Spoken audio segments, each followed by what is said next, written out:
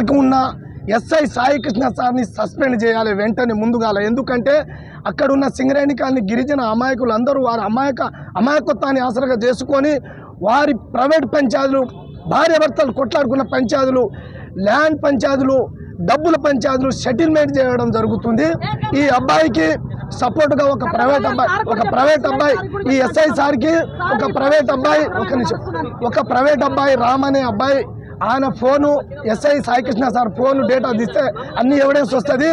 ఇక్కడ పొద్దున ఒక సివిల్ సెటిల్మెంట్ అవుతుంటే సివిల్ మ్యాటర్లో జోక్యం చేసుకోవద్దు సార్, ఇది కరెక్ట్ కాదని అడ్డుపడితే ఒక మహిళా leader, CPI party leader, Sevalal Banjara సంఘం మహిళా రాష్ట్ర అధ్యక్షురాలు ఆమె వచ్చి వారి అక్రమాలకు అడ్డుపడితే వారిని అక్రమంగా అరెస్ట్ చేసి లోపల కూర్చోబెట్టి పొద్దు నుంచి ఇప్పటివరకు కూర్చోబెట్టి వారి ఫోన్ని బలవంతంగా లాక్కున్నారు. ఇది ఎంతవరకు కరెక్టు?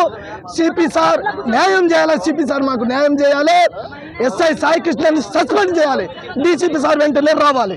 జై సేవలాల్.